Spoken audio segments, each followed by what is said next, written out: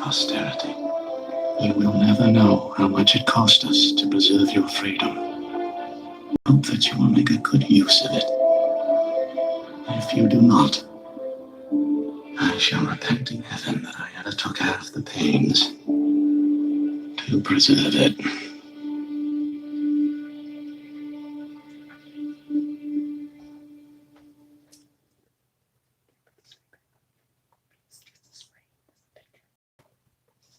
All right, now that was a huge statement. Just a picture. All right, John Adams, the second president of the United States. This is for educational. We need to remember this. Posterity. That's for all future generations of for all people. All right, this is something that we today have lost sight of. Most of us wouldn't even recognize the word. All right. And we need to remember, our forefathers put their families' lives on the line, their themselves on the line in order to give us the freedoms that we have when after leaving England.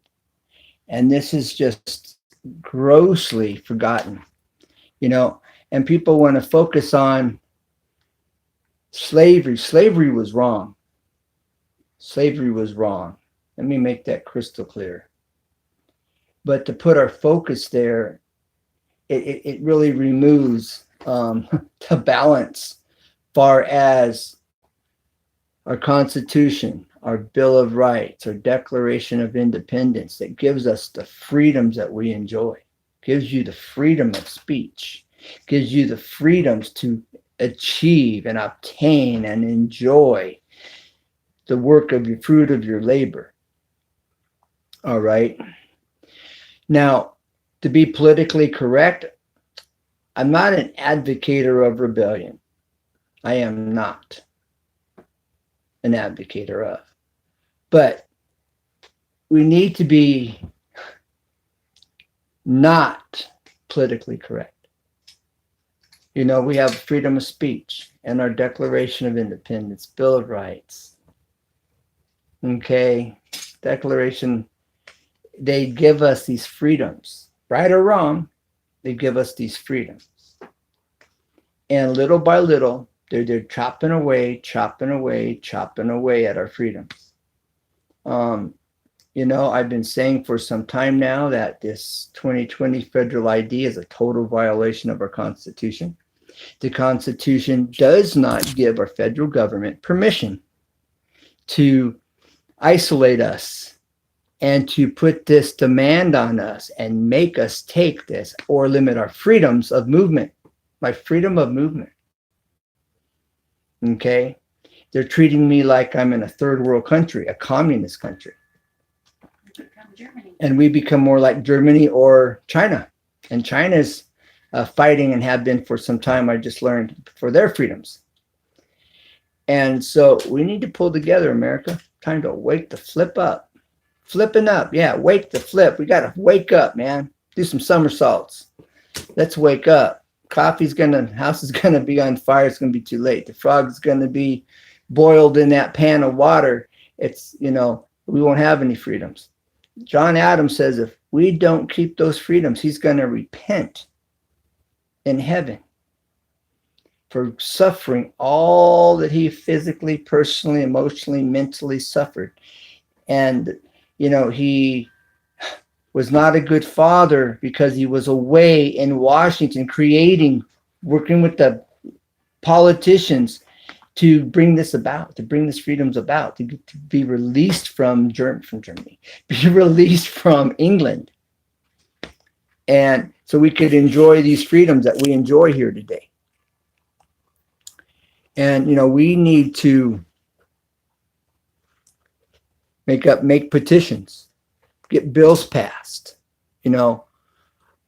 President Trump, I know he's got a lot of pressure on him and a whole lot of bad press. Many people don't know that he became a Christian while he was running for president. And the Vice President, Mike Pence, for those that don't know, and many, many people do not know, that Mike Pence has been a Christian for many years. That they hold the values of our country. You know, like I say, don't discriminate these people that come here from other countries. Educate them. Help them to know and to understand our Constitution, our Bill of Rights, our Declarations of Independence. No, what's sad is that most people that come from another nation and then become citizens of the United States know more about our Constitution than our children and their parents. Well, okay, that was a good statement, good point. But my point is educate them on how our politicians are using and abusing them. Educate them, you know, and help them to understand the practicality. But then that's something we may need to learn to go study and learn about ourselves. You know, it takes 3 generations to change. And, you know, not Congress, but many people in the government are trying to bring this about, and socialism doesn't work. And they're pushing socialism harder than I've ever seen it in my life. Socialism is not okay. Socialism is about controlling you and telling you what you can and cannot do. It takes away your freedoms. And they're manipulating the people. They're painting, they're dipping poop in chocolate, telling you it's good. Look at this, smell it, taste it. Man, that chocolate tastes yummy. You get below the surface. You get below the surface and you're in bondage. This is why John Adams made that statement. He would repent if we lose our freedoms. Do your research.